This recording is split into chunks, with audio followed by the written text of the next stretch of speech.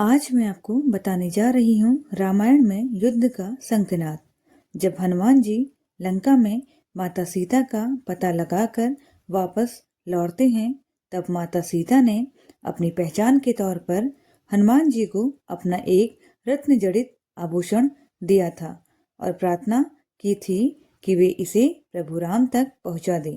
उसके बाद हनुमान जी ने विशाल समुद्र को एक छलांग में पार किया और वापस भगवान राम के पास पहुंचे।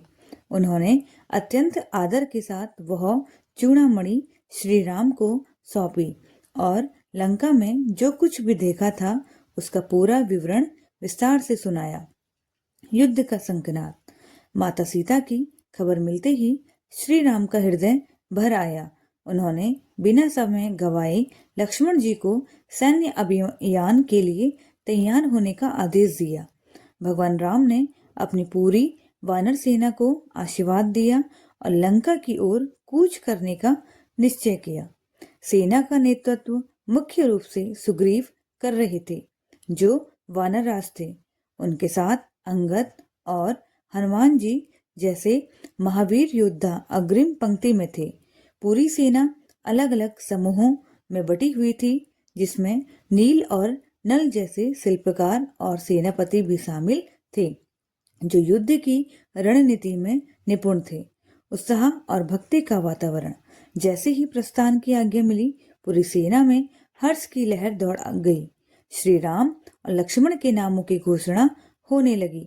वानरों का उत्साह इतना अधिक था कि वे गर्जना करते हुए और बड़े बड़े पर्वतों को लांघते हुए लंका की ओर बढ़ रहे थे। उन्हें रास्ते में शुभ संकेत मिलने लगे, जो इस बात का प्रतीक थे कि जीत अधर्म पर धर्म की ही होगी।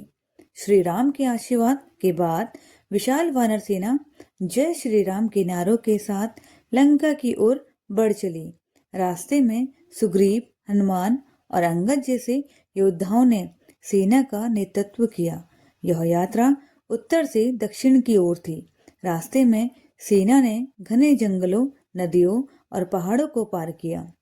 श्री राम स्वयं लक्ष्मण के साथ वानरों के उत्साह को देखते हुए आगे बढ़ रहे थे। उनका मुख्य लक्ष्य समुद्र तट तक पहुंचना था, जहां से लंका दिखाई देती थी।